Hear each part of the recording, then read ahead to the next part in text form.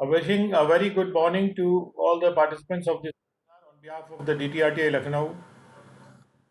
And I'm Arvind Mishra, Deputy Director, and we are doing second schedule of the Income Tax Act. And in second schedule, we are right now doing part 6,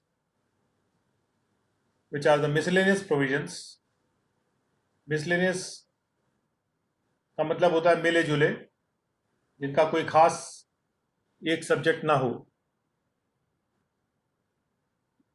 Rule 82 says that every principal chief commissioner or CCIT or PCIT or CIT, every TRO or other officer who is acting under the schedule, जो भी इस schedule में officer कार्य कर रहे हैं, जो भी इनको कार्य दिए जा रहे हैं इस शेड्यूल के तहत, shall in the discharge of his functions under this schedule be deemed to be acting judicially within the meaning of the Judicial Officers Protection Act. तो पहली बात जो ये कहा जा रही है यहाँ पे कि जो टीआरओ का फंक्शन है, जो के सीनियर ऑफिसर्स का भी जो फंक्शन है, जो अगर सेकेंड शेड्यूल में कैरी आउट होता है, तो वो फंक्शन एक जुडिशियल फंक्शन करार दिया गया है. नॉर्मली जो असेसिंग ऑफिसर का फंक्शन होता है वो क्वासी जुडिशियल फंक्शन होता है, पूर्णतया जुडिशियल फंक्शन नहीं होता है. लेकिन जो टीआरओ का फंक्शन है और जो उनके सीनियर ऑफिसर्स का फंक्शन है, इस शेड्यूल के तहत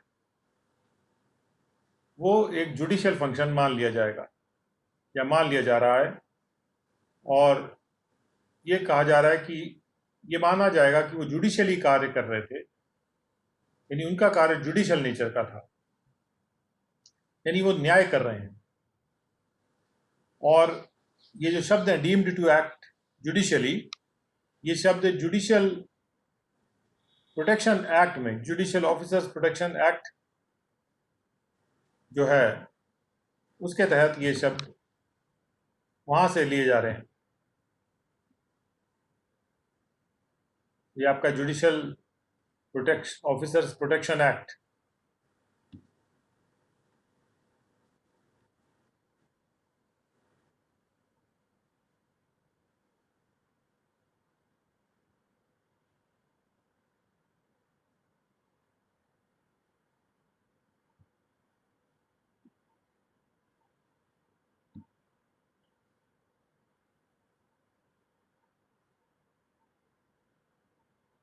एटीन 50 का जजमेंट, ये वो है एक्ट है, जुडिशियल ऑफिसर्स प्रोटेक्शन एक्ट 1850.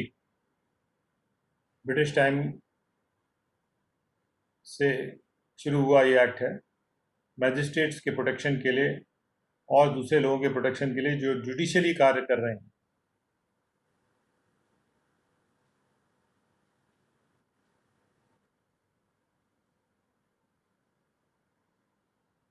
तो ये है जुडिशियल ऑफिसर्स प्रोटेक्शन एक्ट 1850.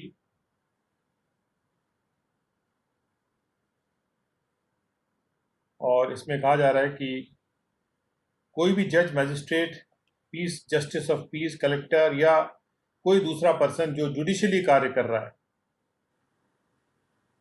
उसको स्यू नहीं किया जा सकता किसी भी सिविल कोर्ट में, किसी भी एक्ट के लिए जो उसके द्वारा किया गया हो या ऑर्डर किया गया हो करने के लिए अपने जुडिशियल ड्यूटी के डिस्चार्ज में,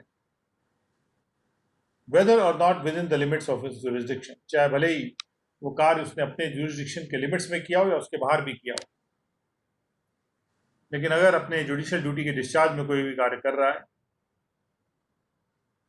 तो उसके लिए उसको सिविल कोर्ट में स्यू नहीं किया जा सकता, बशर्ते कि किसी भी वक्त वो गुड फेथ में ये मानता था कि उसका जुरिस्डिक्शन है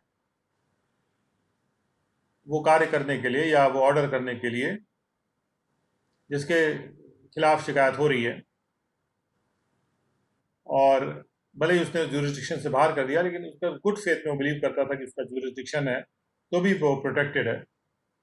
And no officer of any court or other person bound to execute the lawful warrants or orders of any judge, magistrate, justice of peace, or collector or other person acting judicially. कोई भी person जो ऐसे judicially कार्य करते हुए जज, magistrate इत्यादि व्यक्ति के द्वारा जो भी ऑर्डर किया जाता है,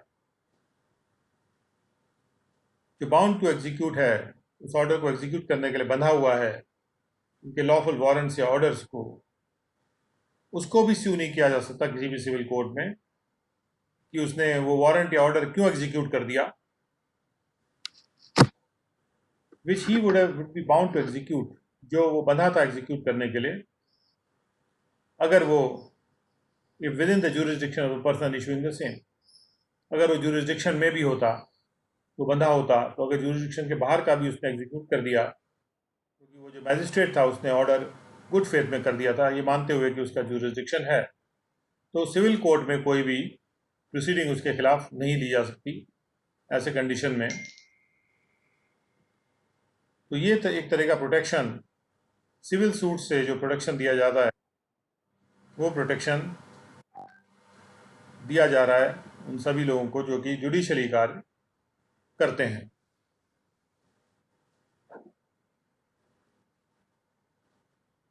तो इस सिलसिले में कुछ केस लॉज भी इसमें मेंशन है, लेकिन ये जो एक्ट है ये बस इतना ही है कि इसमें एक प्रोटेक्शन दिया जा रहा है, जुडिशियल ऑफिसर्स प्रोटेक्शन एक्ट इसको कहते हैं। हमारे लिए इस बात की रेलेवेंस ये है कि जब हम कहते हैं कि ये जो टीआरओ हैं या उसके जो भी सीनियर ऑफिसर्स हैं जो सेकंड शेड्यूल में कार्य कर रहे हैं, वो जुडिशली काम करते हुए माने जाएंगे, तो इसमें बात समझ लेनी चाहिए कि उनको सिविल कोर्ट के जो भी जजेस हैं उनका दर्जा दिया जा रहा है, और उनके नेचर ऑफ वर्क को ये कहा जा रहा है कि वो जुडिशियल वर्क कर रहे हैं, और जो भी protection judicial officer protection act में है वो भी प्रोटेक्शन उनको उपलब्ध है। यानी उनके द्वारा किए हुए कृत्य के खिलाफ कोई भी व्यक्ति सिविल सूट फाइल करके कंप्लेंट में नहीं जा सकता है। उसके बाद 82 के बाद है 83, पावर टू टेक एविडेंस। हर प्रिंसिपल सीसीआईटी, पीसीआईटी या सीआईटी या टीआरओ या दूसरा जो भी ऑफिसर है जो इस शेड्यूल के प्रावधानों के अंतर्गत कार्य कर रहा है, उनके पास ये पावर होगा सिविल कोर्ट का। सिविल कोर्ट के पास भी ये पावर होता है, उनके पास भी सिविल कोर्ट का पावर होगा, जो कि जब सूट ट्राई करता है सिविल कोर्ट तब वो पावर होता है उसके पास। ये पावर होता है for the purpose of receiving the evidence, evidence को रिसीव करने के पर्पज से, while trying a suit for the purpose of receiving evidence, enforcing the attendance of witnesses and compelling the production of documents। जो भी civil court के पास powers होते हैं suit को ट्राई करते वक्त, सिविल सूट को ट्राई करते वक्त, यानी उसका ट्रायल करते वक्त, का मुकदमा करते वक्त, एविडेंस को प्राप्त करने के जो पावर्स हैं, ओथ को एडमिनिस्टर करने के जो पावर्स हैं, उसके अलावा विटनेसेस के अटेंडेंस को एनफोर्स करने का जो पावर है, और डॉक्यूमेंट्स के प्रोडक्शन को कंपेल करने का जो पावर है, मजबूर कर जरूरी कर देने का जो पावर है, फोर्स करके कंपेल कर देना डॉक्यूमेंट्स के प्रोडक्शन को, ये जो पावर्स हैं सिविल कोर्ट के पास जो होते हैं जब भी वो कोई सिविल सूट ट्राई कर रहा होता है, वही पावर्स सेकंड शेड्यूल में कार्य करने वाली अथॉरिटीज को भी दिया गया है। उसके बाद 84 में no certificate shall cease to be enforced by reason of the death of defaulter. ये सर्टिफिकेट कंटिन्यू रहता है भले ही डिफॉल्टर की डेथ हो जाए। तो यानी कि पेमेंट जो है टैक्स का डिफॉल्टर की डेथ के बाद भी कलेक्ट किया जाता है, उस पैसे में से जो भी उसको इनहेरिट करेगा। तो फिर अगर सर्टिफिकेट कंटिन्यू रहता है on the death of the defaulter, तो फिर what is the procedure? So procedure on the death of the defaulter 85, if at any time after the certificate is drawn up by the tax recovery officer,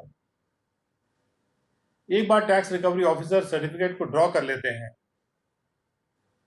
और उसके बाद अगर defaulter की death हो जाती है, the defaulter dies, the proceedings under this schedule may be continued. जो भी प्रोसीडिंग है सिवाय अरेस्ट और डिटेंशन वाली जो प्रोसीडिंग है वो कंटिन्यू की जा सकती हैं अगेंस्ट द लीगल रिप्रेजेंटेटिव, जो भी उनका विधिक प्रतिनिधि है उसके खिलाफ, प्रोसीडिंग कंटिन्यू की जा सकती हैं.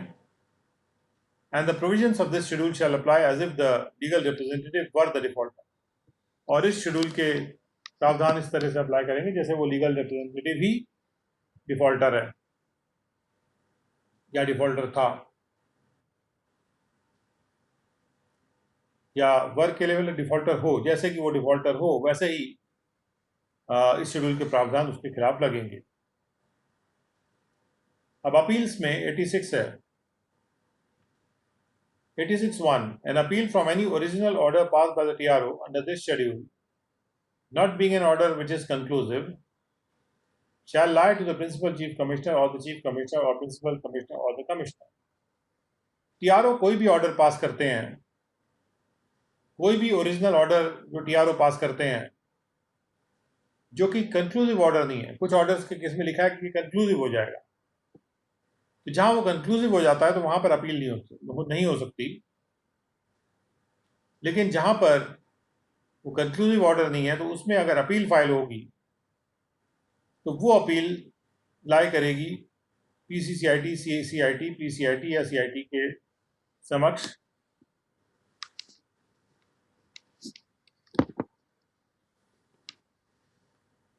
तो यहाँ पे कमिश्नर अपील्स की बात नहीं की जा रही है, यानी कि जो अपील लाई करेगी वो ये चार जो अथॉरिटीज हैं इनके पास लाई करेगी. और 86(2) जो है वो कहता है कि every appeal under this rule must be presented within 30 days from the date of the order appealed against. हर अपील इस रूल में प्रस्तुत करना जरूरी है 30 दिन के भीतर. जो भी ऑर्डर पास किया गया है उसके खिलाफ, जिसके खिलाफ अपील होनी है, उसकी ऑर्डर की तारीख से 30 दिन के भीतर अपील फाइल होनी चाहिए. और 86(3) कहता है कि pending the decision of any appeal execution of the certificate may be state if the appellate authority so directs.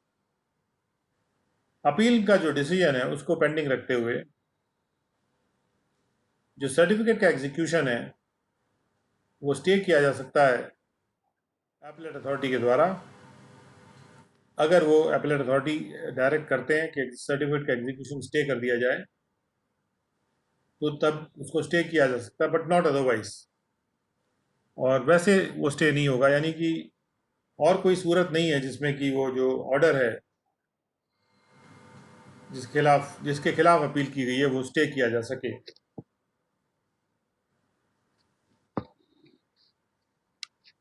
Definitely इसमें हाई कोर्ट या सुप्रीम कोर्ट को बाहर नहीं रखा जाता, क्योंकि हाई कोर्ट या सुप्रीम कोर्ट स्पेशल केस में हमेशा इंटरफेयर कर सकते हैं. लेकिन यहाँ पे ये बात जरूरी है कि TRO उसको स्टे नहीं कर सकते हैं और भी कोई अथॉरिटी स्टे नहीं कर सकते सिवाय एपेलेट अथॉरिटी के. एग्जीक्यूशन ऑफ द सर्टिफिकेट को स्टे करने का कार्य यहाँ पे केवल एपेलेट अथॉरिटी ही कर सकती है. और 86(4) में कहा जा रहा है कि not with standing anything contained in सब rule 1, where a PCCIT, CIT or PCIT or CIT is authorized to exercise the powers, जब इनमें से किसी भी अथॉरिटी को जो ऑथराइजेशन दिया जाता है कि वो पावर्स एक्सरसाइज करेंगे in respect of any area, किसी भी एरिया के रिस्पेक्ट में, then all appeals against the orders passed before the date of such authorization, उस ऑथराइजेशन के डेट से पहले के जो भी ऑर्डर्स हैं जो टैक्स रिकवरी ऑफिसर ने पास किए थे, जो भी टैक्स रिकवरी ऑफिसर ऑथराइज था उन पावर्स को एक्सरसाइज करने के लिए as such in respect of उस दैट एरिया और an area which is included in that area, या अगर कोई एरिया हो जो उस एरिया में शामिल हो जिसमें किसी भी टैक्स रिकवरी ऑफिसर ऑथराइज्ड है कार्य करने के लिए, तो उन टैक्स रिकवरी ऑफिसर्स के द्वारा जो भी ऑर्डर पास किए जा रहे हैं वो लाई करेंगे ऐसे प्रिंसिपल CCIT, CCIT, PCIT या CIT के पास.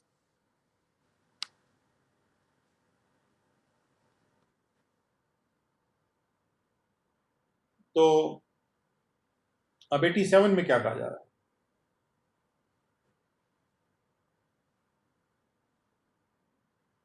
87 is review. Any order which is passed under this schedule may, after notice to all persons interested, be reviewed by the principal CCIT or PCIT or the commissioner or the TRO or other officers who made the order. जिस officer ने भी जो order किया था वो officer अपने order को review कर सकता है और रिव्यू की पावर स्पेसिफिकली दी गई है सेकेंड शेड्यूल में। जो भी अथॉरिटीज काम कर रही है उनके अपने ऑर्डर पर वो रिव्यू कर सकते हैं उसको, या उनके सक्सेसर के द्वारा पास किया गया हो, on account of any mistake apparent from the record. तो ये जो रिव्यू है it is like a rectification. It is not exactly a review, but the word review is being used. Normally review के लिए मिस्टेक अपैरेंट फ्रॉम रिकॉर्ड होना जरूरी नहीं होता, लेकिन यहाँ पे एक सीमित रिव्यू है। That means only rectification can be done, only the mistake apparent from the record can be review. मान लीजिए एसएससी की गलती हो गई नाम लिखने में, उसका स्पेलिंग गलत हो गया, बहुत ऑर्डनरी चीज़ें जो होती हैं जो अपैरेंट है मिस्टेक है, उसको मिस्टेक को ठीक करने के लिए वो अपने ऑर्डर को रिव्यू कर सकती हैं, जो भी अथॉरिटीज ऑर्डर कर रही हैं सेकेंड शेड्यूल में। और उसके बाद 88 में कहा जा रहा है कि where any person has under this schedule becomes surety for the amount due by the defaulter. Defaulter के द्वारा जो अमाउंट ड्यू है, डिफॉल्टर से जो राशि ड्यू है एज टैक्सेस पेनल्टी इंटरेस्ट और अदर अमाउंट और अदर सम, और उस राशि के संबंध में अगर कोई व्यक्ति श्योरिटी बना हुआ है, कोई भी व्यक्ति अगर श्योरिटी बन जाता है कि वो इंश्योर करे कि पेमेंट हो जाए, he may be proceeded against under this schedule as if he was the defaulter. उसके खिलाफ भी प्रोसीडिंग की जा सकती है जैसे कि वो डिफॉल्टर हो। जब भी वो श्योरिटी बनता है तो उसके खिलाफ प्रोसीडिंग की जाएगी जैसे कि वो डिफॉल्टर हो।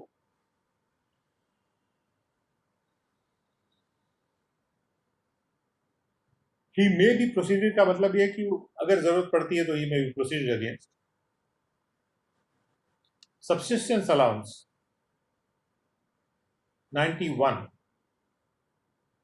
when a defaulter is arrested or detained in civil prison, जब किसी डिफॉल्टर को अरेस्ट करा जाता है या फिर उसको सिविल प्रिजन में डिटेन कर दिया जाता है,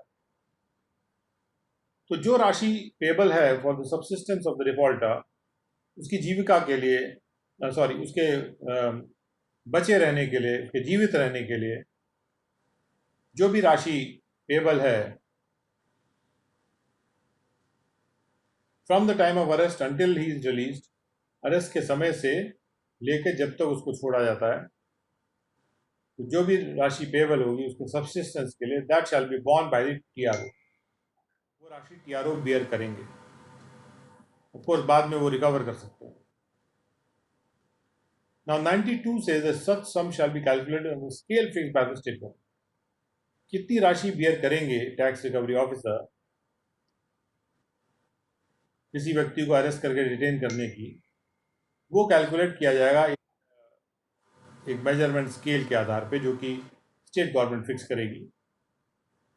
कि जो भी जजमेंट डेटर्स होते हैं, जजमेंट डेटर वो है जिसको कुछ जजमेंट की वजह से पेमेंट करना है, उनके सब्सिस्टेंस के लिए स्टेट गवर्नमेंट जो स्केल फिक्स करती है, जिनको अरेस्ट किया गया है in execution of a decree of a civil code, तो वो राशि उसी स्केल से कैलकुलेट की जाएगी जो टैक्स रिकवरी ऑफिसर भी बियर करेंगे। The sums payable under this rule shall be deemed to be cost in the proceeding. और जो राशि पेएबल है इस रूल के तहत, यानी जो अरेस्ट या डिटेंशन की राशि है, वो कॉस्ट मानी जाएगी प्रोसीडिंग। तो इसलिए क्योंकि वो कॉस्ट मानी जाएगी तो वो रिकवर की जा सकती है defaulters. Provided that the defaulter shall not be detained in the civil prison or arrested on account of any sum so payable. बशर्ते कि डिफॉल्टर को सिविल प्रिजन में डिटेन नहीं किया जाएगा या अरेस्ट नहीं किया जाएगा केवल इस कारण से कि कोई राशि पेएबल थी, सिर्फ इसलिए कि राशि पेएबल है उसको अरेस्ट नहीं कर लिया जाएगा। अरेस्ट किस कंडीशन में किया जाएगा ये ऊपर हमने देखा था। केवल राशि पेएबल है इस ग्राउंड पे उसको अरेस्ट करना ठीक सही नहीं है, मतलब इलीगल हो जाएगा। उसके बाद फॉर्म्स आते हैं 91। द बोर्ड में prescribe the form to be used for any order, notice, warrant और certificate to be issued under this schedule. Board prescribe कर सकते हैं उन फॉर्म्स को जिनका इस्तेमाल होना है किसी भी ऑर्डर, नोटिस, वारंट या सर्टिफिकेट के लिए जो इशू होने हैं इस शेड्यूल के तहत। उसके बाद है power to make rules, rules बनाने का power. 92(1) the board may make rules consistent with the provisions of this act. Board rules बना सकता है ऐसे रूल्स जो कि इस एक्ट के प्रावधानों से मेल खाते हों। Regulating the procedure to be followed, जो नियंत्रित करेंगे या संनियंत्रित करेंगे उस प्रोसीजर को जो फॉलो किया जाएगा बाय द PCCIT और द CCIT और द PCIT और CIT और टैक्स रिकवरी और अदर ऑफिसर्स। जो भी इस शेड्यूल में काम कर रहे हैं ऑफिसर्स, वो अपने कार्य के लिए जो भी प्रोसीजर फॉलो करेंगे उसको रेगुलेट किया जाएगा बोर्ड के रूल्स के द्वारा। और 92(2) में कहा जा रहा है कि in particular and without prejudice to the generality of the power conferred by sub rule 1, खास तौर पे और बिना कोई प्रतिकूलता प्रदान किए जो भी पावर सब रूल 1 के द्वारा दिया जा रहा है उसकी जनरलिटी को कोई बिना प्रतिकूलता दिए हुए, और खास तौर पे ऐसे रूल्स जो हैं मे प्रोवाइड फॉर ऑल और any of the following matters. तो ये रूल्स इन मैटर्स पे होंगे पर्टिकुलरली, खास तौर पे बिना प्रतिकूलता दिए जनरलिटी, यानी कि और भी रूल्स और भी चीज़ों के लिए रूल्स हो सकते हैं, लेकिन इन चीज़ों पर भी होंगे जो आगे पॉइंट्स मेंशन्ड है कि जो रूल बोर्ड बनाएगा प्रोसीजर के बारे में वो इन विषयों पे तो होंगे ही होंगे निश्चित रूप से। और 2A में कहा जा रहा है कि the area with in which the principal chief commissioner और the chief commissioners may exercise the jurisdiction. पहला रूल होगा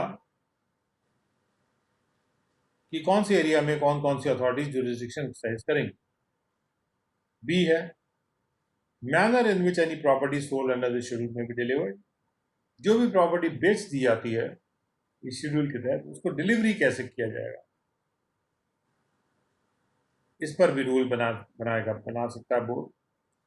The execution of a document or the endorsement of a negotiable instrument or a share in a corporation by or on behalf of the TRO, कोई भी document को execute करना है या negotiable instrument को endorse करना है, मान ली वो परचेजिंग पार्टी को देना है, आपको ट्रांसफर करना है, तो नेगोशिएबल इंस्ट्रूमेंट को एंडोर्स करना पड़ेगा। उस पर जिसको बेचा जा रहा है उसका नाम दर्ज करना होगा लिख के, जिसको एंडोर्समेंट कहते हैं।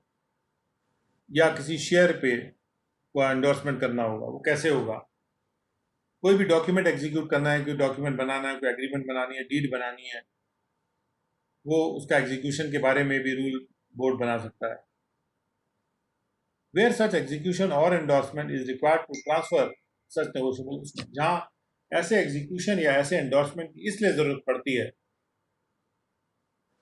क्योंकि ट्रांसफर करना है ऐसे नेगोशिएबल इंस्ट्रूमेंट को या शेयर को ऐसे व्यक्ति को ट्रांसफर करना है, तो वो person who has purchased it under the sale under this schedule, जिसने उसको परचेज किया है एक सेल के तहत इस शेड्यूल के अंतर्गत।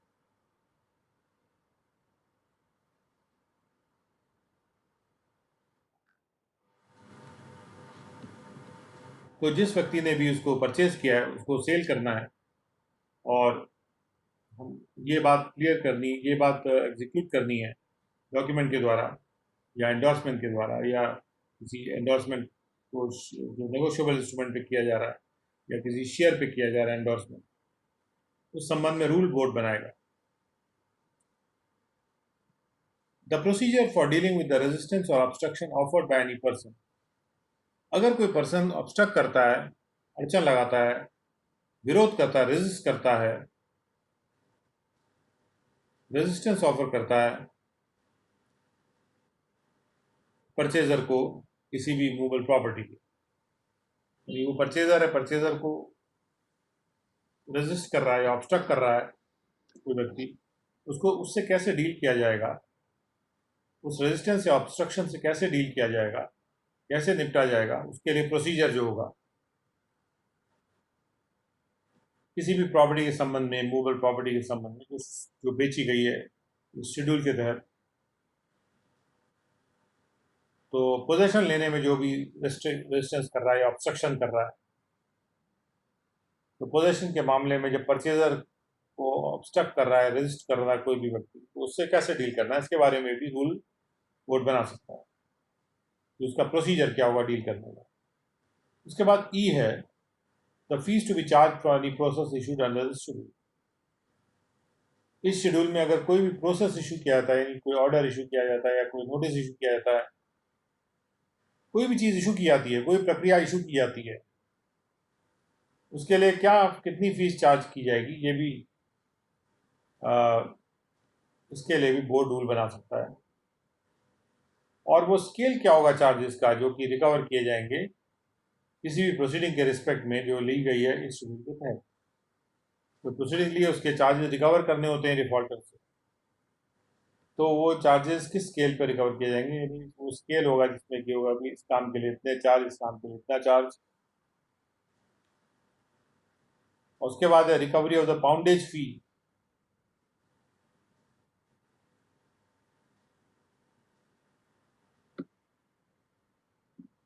इसको देख लेते हैं, what is poundage fee.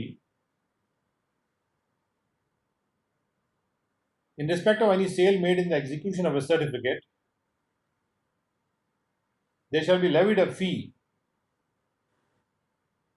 Certificate के एग्जीक्यूशन में जब कोई सेल की जाती है तो एक फी लेवी की जाएगी जिसको कहते हैं पाउंडेज फी।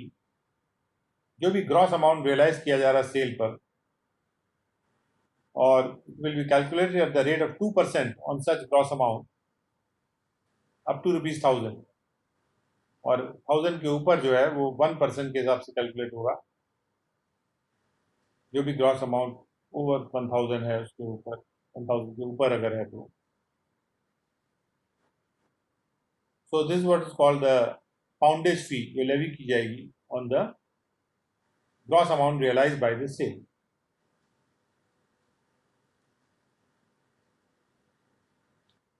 और यहाँ पे कहा जा रहा है recovery of the poundage fee. Poundage fee कैसे रिकवर होगी इसके बारे में बोर्ड रूल बना सकता है। और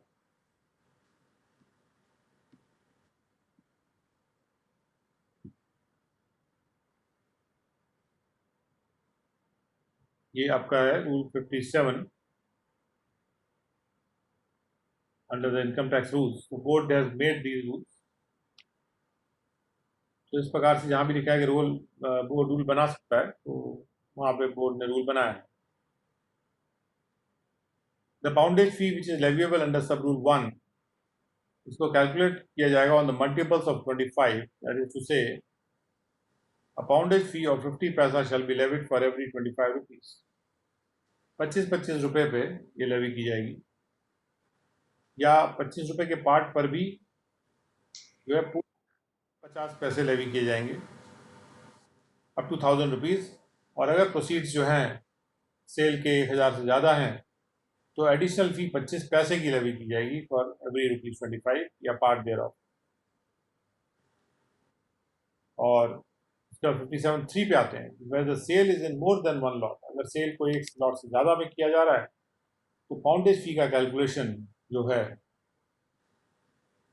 हर लॉट के लिए अलग से कैलकुलेट किया जाएगा। और 57(4) में कहा जा रहा है poundage fee shall be paid by the purchaser of the property. ये पाउंडेज फी परचेजर पे करेगा as soon as the sale is completed, जैसे ही सेल कंप्लीट होगी। एंड इसमें टाइम नहीं दिया जा रहा है, उसको तुरंत देना। और 5 होगा when a sale of immovable property is set aside. जब भी इमूवेबल प्रॉपर्टी की सेल को सेट असाइड कर दिया जाता है रूल 63(2) में, प्रिंसिपल रूल्स, जो भी मुख्य रूल्स हैं उसके रूल 62 के अंतर्गत अगर उसको सेट असाइड कर दिया जाता है, the tax recovery officer may make an order. Tax recovery officer order कर सकता है for payment by the defaulter और by the person at whose instance the sale is satisfied, जिसके इंस्टेंस पे सेल सेटिस्फाइड होती है। तो डिफॉल्टर जो है उसको पे करे या फिर वो पर्सन पे करे, इसके इंस्टेंस पे सेल सर्टिफाइड हुई है। Of the poundage fee paid by the purchaser, जो भी परचेजर ने पाउंडेज फी दिया था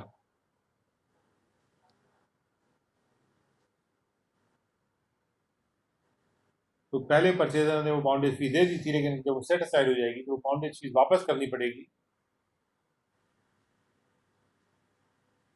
तो जब वापस करनी पड़ेगी तो वो डिफॉल्टर जिसने पहले लिया था वो उसको वापस करेगा, या जिसके इंस्टेंस पे सेट असाइड हुआ है वो वापस करेगा पाउंडेज फी।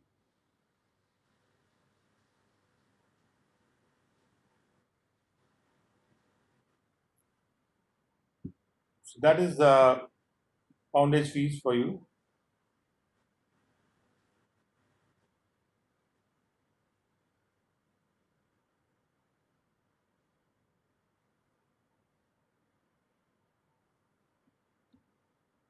उसके बाद है maintenance and custody while under attachment of live stock और अदर मूवेबल प्रॉपर्टी। बोर्ड इस बात के लिए भी रूल बना सकता है कि मेंटेनेंस के बारे में या कस्टडी के बारे में, जब तक अटैचमेंट है लाइव स्टॉक का यानी मवेशियों का अटैचमेंट हुआ है या दूसरी मूवेबल प्रॉपर्टी का अगर अटैचमेंट हुआ है तो उनका मेंटेनेंस या कस्टडी कैसे की जाएगी जब वो अटैचमेंट में है, कितनी फीस चार्ज की जाएगी ऐसे मेंटेनेंस या कस्टडी के लिए, और जो भी लाइव स्टॉक है या प्रॉपर्टी उसके सेल के संबंध में क्या फीस चार्ज की जाएगी, and the disposal of proceeds of such sale, जो भी प्रोसीड्स आते हैं सेल के उसको डिस्पोजल करने के लिए क्या फीस चार्ज की जाएगी। So these are the rules to be made for the maintenance and custody while under attachment of the livestock or other movable property, and the fees to be charged for such maintenance and custody, the sale of such livestock property and the disposal of the proceeds. इस संबंध में जो भी fees charge की जाएगी वो भी proceeds का डिस्पोजल, सेल ऑफ लाइवस्टॉक और property and maintenance and custody of the property, उसके लिए क्या फीस चार्ज की जाएगी, इस संबंध में बोर्ड रूल बना सकता है। उसके बाद बिजनेस को अटैच कैसे किया जाएगा, मोड क्या होगा बिजनेस को अटैच करने का, इस संबंध में भी बोर्ड रूल्स बना सकते हैं। नाउ इसके बाद कहा जा रहा है कि saving regarding charge, nothing in this schedule shall affect any provision of this act whereunder the tax is the first charge upon any asset. जब हम कहते हैं किसी और प्रोविजन के तहत कि किसी भी एसेट पे टैक्स जो है वो उस एसेट के संबंध में tax is the first charge, तो पहला चार्ज का मतलब ये कि बाकी अगर वो एसेट नीलाम किया गया है या वो एसेट अगर मॉर्गेज किया गया है या कोई भी और चार्ज उस एसेट पे है, तो सारे एसेट्स में से, सारे चार्जेस में से जो पहला चार्ज है किसी भी एसेट पे वो टैक्स है। जहाँ पर भी ऐसा कोई प्रावधान किया गया है इस एक्ट में जहाँ पे टैक्स को फर्स्ट चार्ज माना गया एसेट पे, तो ये शेड्यूल जो है उस पर असर नहीं करेगा और फर्स्ट चार्ज रहेगा हमेशा टैक्स किसी भी एसेट। और continuance of certain pending proceedings and power to remove difficulties, 94 में कहा जा रहा है कि all the proceedings for the recovery of tax which are pending immediately before the coming into force of the amendments to this schedule, इस schedule में जो amendments आए हैं उसको फोर्स में आने से पहले, यानी जो direct taxes laws amendment act आया था 1987 में, सब्सटैंशियल अमेंडमेंट्स आए थे, और जो भी अमेंडमेंट्स आए थे उनके फोर्स में आने से पहले जो भी प्रोसीडिंग टैक्स के रिकवरी के लिए पेंडिंग थी वो कंटिन्यू की जाएगी इस शेड्यूल के तहत, इस शेड्यूल के तहत जैसे वो अमेंड करा गया by that act from the stage they had reached, जिस स्टेज में वो पहुंच गई थी वहां से वो कंटिन्यू की जाएगी in amended form, and for this purpose every certificate which is issued by the EO under 222, और उस पर्पज के लिए जो भी सर्टिफिकेट ईओ के द्वारा इशू किया गया रहा है सेक्शन 222 के अंतर्गत, बिफोर सच अमेंडमेंट, ऐसे अमेंडमेंट से पहले अगर इशू किया गया रहा है, shall be deemed to be a certificate drawn up by the TRO, उसको ये माना जाएगा कि वो सर्टिफिकेट है जो TRO ने ड्रॉप किया था अंडर दैट सेक्शन, यानी 222 में, आफ्टर सच अमेंडमेंट, यानी वो अमेंडमेंट के बाद ड्रॉ किया वो मान लिया जाएगा। And if any difficulty arise, अगर कोई मुश्किल अराइज करती है इन कंटिन्यूइंग द सेट प्रोसीडिंग, वहीं पर जहाँ पे थी प्रोसीडिंग उसको आगे बढ़ाने में कोई परेशानी होती है, बोर्ड में इशू, उस केस में बोर्ड जनरल या स्पेशल ऑर्डर इशू कर सकता है, whether by modification not affecting the substance of any rule। Board जो है मॉडिफिकेशन के द्वारा किसी भी रूल के बिना सब्सटेंस को अफेक्ट किए रूल के जनरल या स्पेशल ऑर्डर पास कर सकता है, ऐसे जनरल या स्पेशल ऑर्डर्स पास कर सकता है विच उसको जो कि उसको प्रतीत होते हैं कि वो जरूरी हैं या एक्सपीडियंट हैं for the purpose of removing the difficulty को हटाने के लिए जिन ऑर्डर्स की ज़रूरत है बोर्ड वहाँ पे इन ऑर्डर्स को कर सकता है। जो भी सर्टिफिकेट पहले इशू हुए तो वो मान लिए जाएंगे कि अमेंडेड एक्ट में के तहत वो इशू किए गए हैं, यानी उनको सेव कर रहे हैं, पुरानी प्रोसीडिंग को इसके द्वारा सेव किया जा रहा है।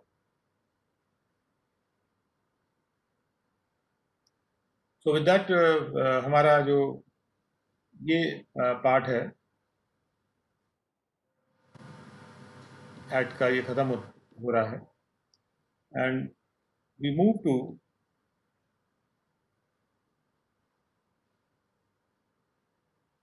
another connected act or rather connected rules।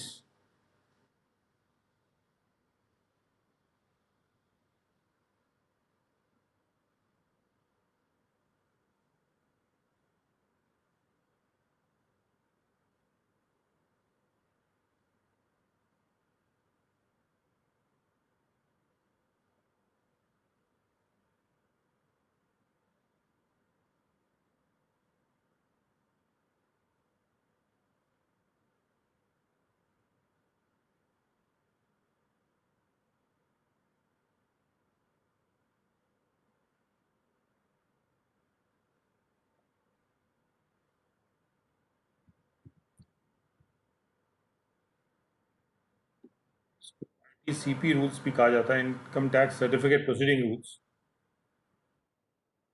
Move to those rules.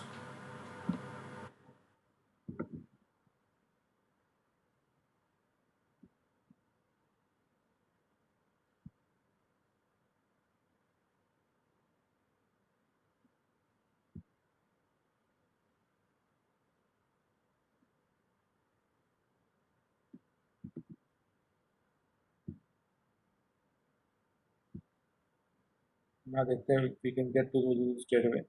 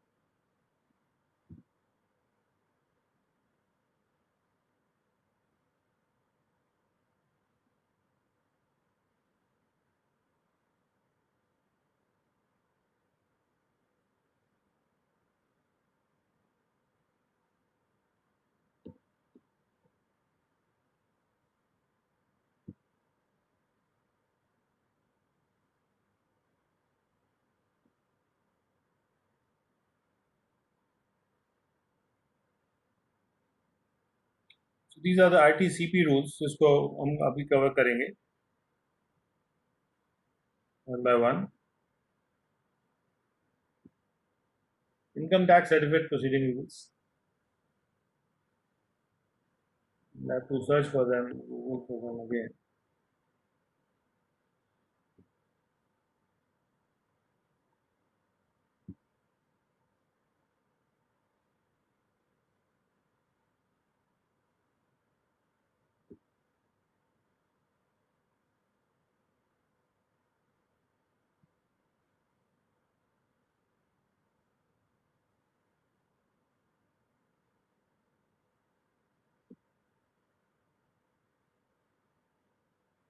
Okay, rule 1.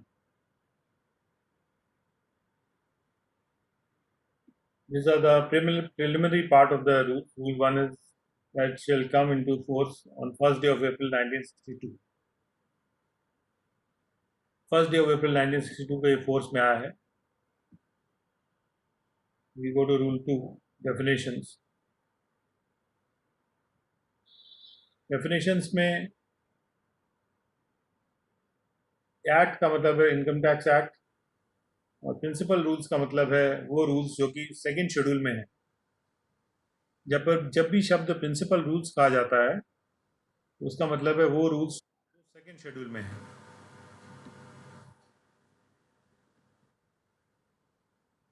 और जब भी हम सेक्शन या शेड्यूल की बात करते हैं तो एक्ट के शेड्यूल या सेक्शन की बात करते हैं. आते हैं रूल 3 पर. जब भी फॉर्म्स का रेफरेंस आता है इन रूल्स में वो ये माना जाएगा कि वो वाले फॉर्म्स हैं जो यहाँ के इस अपेंडिक्स में जो मेंशन है, सेट आउट है. उसके बाद रूल 4 है. Rule 4 is already omitted.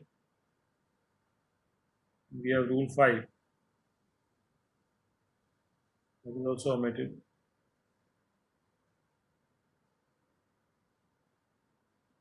Rule 6 is also omitted.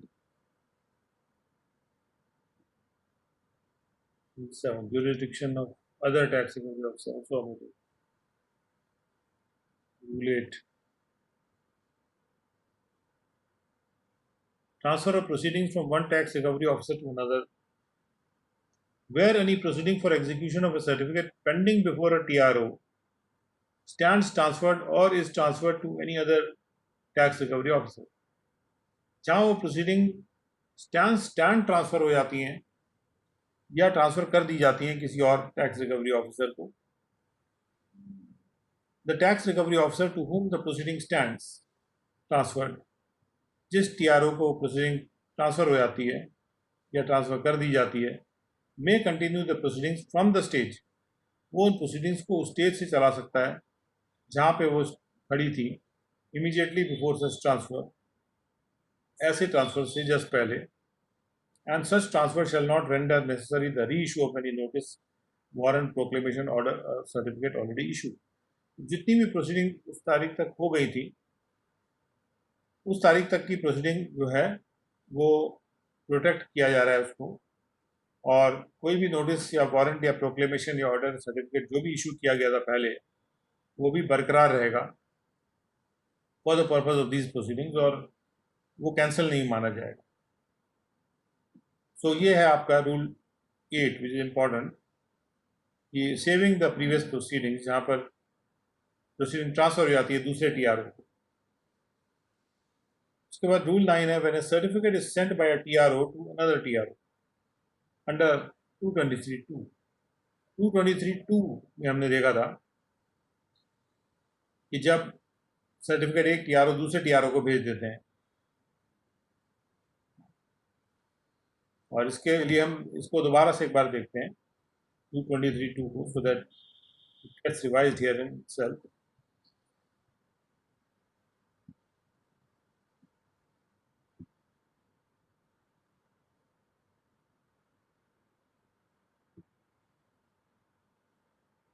Income tax act में जाके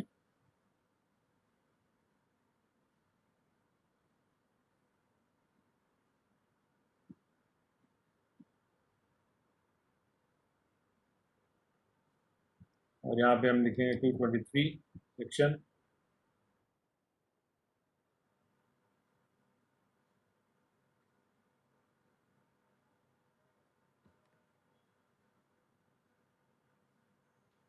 223(2) में ये कहा जा रहा है कि जब भी कोई भी एसएससी है, उसके पास प्रॉपर्टी है जो कि एक टीआरओ से ज़्यादा टीआरओ के ज्यूरिसडिक्शन में आती है। एसएससी हैज़ प्रॉपर्टी जो ज्यूरिसडिक्शन में एक से ज़्यादा टीआरओ के, और जो टीआरओ हैं जिन्होंने सर्टिफिकेट ड्रॉ किया था वो नहीं रिकवर कर पा रहे हैं पूरा अमाउंट जो था by sale of the property जो उनके अपने ज्यूरिसडिक्शन में है, उसको बेच के वो पूरा अमाउंट नहीं रिकवर कर पा रहे हैं, या वो इस मत के हैं कि रिकवरी को सिक्योर करने के लिए और उसको एक्सपीडाइट करने के लिए पूरी राशि की रिकवरी के लिए या पार्ट राशि की रिकवरी के को एक्सपीडाइट करने के लिए, सुनिश्चित करने के लिए ये जरूरी है करना। तो जहाँ भी वो समझते हैं कि दूसरे टीआरओ को भेजना जरूरी है एक्सपीडाइट करने के लिए, सुरक्षित करने के लिए रिकवरी को, या वो कर नहीं पा रहे, तो वो सर्टिफिकेट भेज देंगे।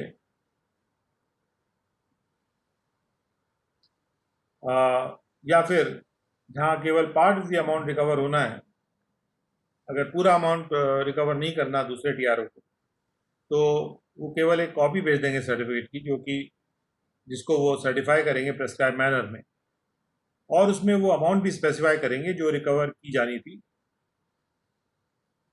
अमाउंट टू बी रिकवर्ड, और उस तरह से वो दूसरे टीआरओ को भेज देंगे जिसके ज्यूरिसडिक्शन में एसएससी या तो रहता है या उसके पास जो है प्रॉपर्टी है जिस टीआरओ के ज्यूरिसडिक्शन में। और तब जो होगा, वो जो टीआरओ हैं वो भी प्रोसीड करेंगे रिकवर के लिए। वो भी प्रोसीड करें मतलब केवल पहले वाले ही नहीं कर रहे, दूसरे वाले भी कर रहे हैं, दो दो लोग कर रहे हैं। वो भी प्रोसीड करेंगे रिकवर करने के लिए जो भी राशि है इस चैप्टर में रिकवर होनी है, जैसे कि सर्टिफिकेट या उसकी कॉपी जो है वो उन्होंने ही ड्रॉ किया हो, इस तरह से वो आगे प्रोसीड करेंगे। तो ये बात 223(2) में लिखी है कि एक टीआरओ कब कौन सी कंडीशन में अपने सर्टिफिकेट को दूसरे टीआरओ या उसकी कॉपी को दूसरे टीआरओ को भेज सकता है। अब आईटीसीपी रूल्स में क्या रूल 9 क्या कहता है? आईटीसीपी रूल का रूल 9 कहता है कि जब भी कोई सर्टिफिकेट टीआरओ के द्वारा भेजा जाता है दूसरे टीआरओ 223 सबसेक्शन 2 में, तो he shall keep a copy of the certificate in his office. वो उस सर्टिफिकेट की एक कॉपी अपने ऑफिस में रखेंगे, and he shall inform the assessing officer of his having sent the certificate. और वो असेसिंग ऑफिसर को भी इन्फॉर्म करेंगे कि उन्होंने वो सर्टिफिकेट दूसरे टीआरओ को भेज दिया था।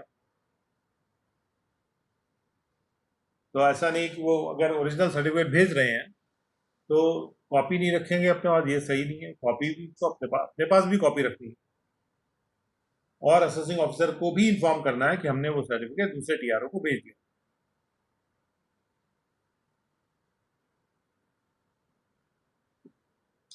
उसके बाद है रूल 9 है,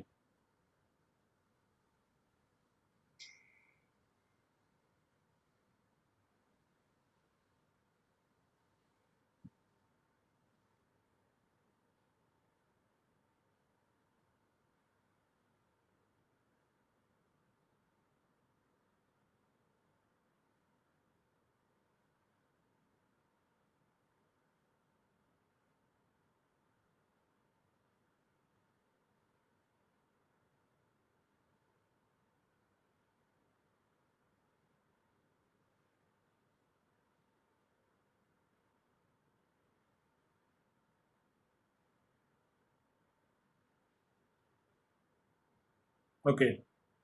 तो रूल 9 में कहा जा रहा है कि procedure to be followed by sending a certified copy to certificate to another tax officer.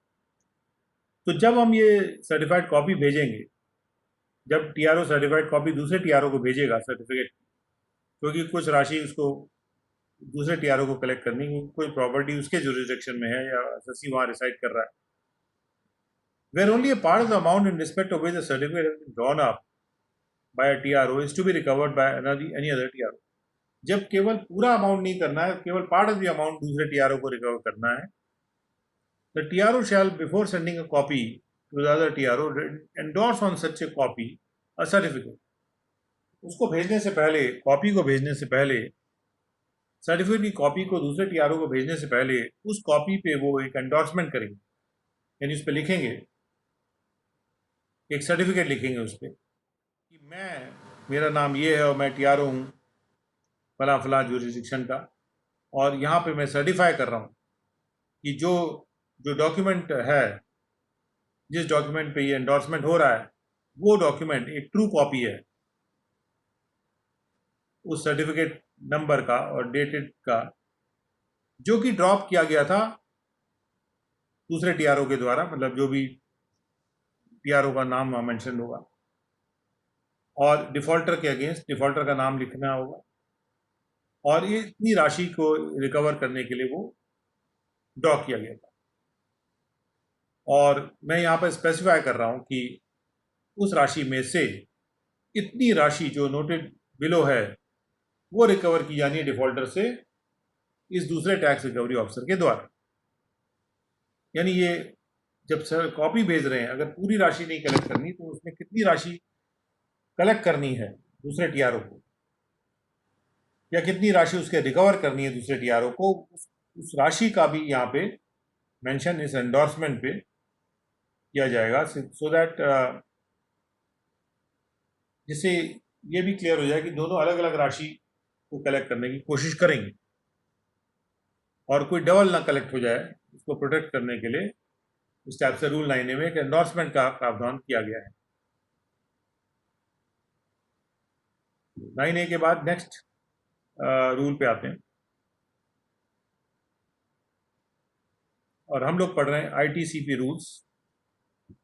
Rule 10 को पढ़ते हैं, उसके बाद हम will do the remaining part in the next session. So procedure to be followed on receipt of a certificate from a TRO. अब TRO से certificate प्राप्त हो गया किसी दूसरे टीआरओ को, वो क्या करेगा? When a certificate or the certified copy of a certificate is sent by a TRO to another TRO, जब भी कोई सर्टिफिकेट या सर्टिफाइड कॉपी टीआरओ के द्वारा दूसरे टीआरओ को भेजी जाती है 223(2) के तहत, तो जो दूसरा टीआरओ है वो वही प्रोसीजर फॉलो करेंगे जो कि लेट डाउन है प्रिंसिपल रूल्स में, सेकंड शेड्यूल में।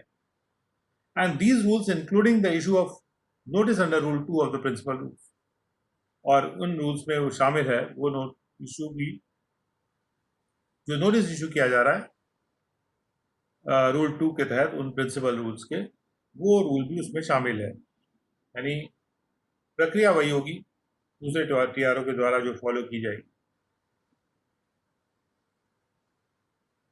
एक रूल 11 और इसमें कर लेते हैं। रूल 11 ये कहता है कि the TRO shall intimate the details of all the amounts recovered in respect of a certificate from time to the assessing officer. TRO को इंटीमेट करना है कि कितना अमाउंट रिकवर किया गया था किसी भी सर्टिफिकेट के रिस्पेक्ट में, उसके डिटेल्स समय समय पे असेसिंग ऑफिसर को इंटीमेट करना है। यानी जब भी कोई कलेक्शन होता है उसको इंटीमेट करना है, कोई भी रिकवरी होती है इंटीमेट करना है। And also to any tax recovery officer to whom the certificate has been sent under 223(2), और दूसरे टीआरओ को भी ये इंटीमेट करना है कि उसने कितना कलेक्ट कर लिया था। And also to any TRO to whom the certificate or a certified copy of the certificate has been sent by him, तो पहला टीआरओ दूसरे टीआरओ को भी इंटीमेट करेगा कि कौन सी राशियां उसने रिकवर की थी और रिकवर कर ली है, यानी समय समय पे वो करेगा, क्योंकि दोनों ही लोग जो है रिकवरी कर रहे हैं। तो इसलिए पहले टीआरओ को दूसरे टीआरओ को इंटीमेट करना भी जरूरी है, और दूसरे टीआरओ को भी पहले टीआरओ को इंटीमेट करना जरूरी है। तो ये रूल 12 में आ रहा है कि जब भी कोई सर्टिफिकेट या सर्टिफिकेट की कॉपी टीआरओ के द्वारा भेजी जाती है दूसरे टीआरओ को 223(2) में, तो जो दूसरा टीआरओ है वो उसको कम्युनिकेट करेगा पहले टीआरओ को और असेसिंग ऑफिसर को भी उन राशियों का डिटेल जो वो रिकवर करेगा उस सर्टिफिकेट के रिस्पेक्ट में समय समय। यानी पहला टीआरओ दूसरे को इंटीमेट कर रहा है और असेसिंग ऑफिसर को इंटीमेट कर रहा है, दूसरा टीआरओ भी पहले टीआरओ को इंटीमेट कर रहा है और वो असेसिंग ऑफिसर को इंटीमेट कर रहा है कि उसने कौन सी राशि कलेक्ट कर ली, और ये समय समय पर करना है। यदि जैसी कोई कलेक्शन हो तो उसको करना, और कलेक्शन करने से पहले भी कर सकता है, कलेक्शन करने जा रहा है तो वो ये बात भी लिख सकता है उसमें, क्योंकि कोई प्रेस्क्राइब फॉर्म इसमें नहीं है। So we will continue from rule 13 in the next part of the lecture, which will start at 2:15. And so meanwhile, right now, we come to the end of this particular session.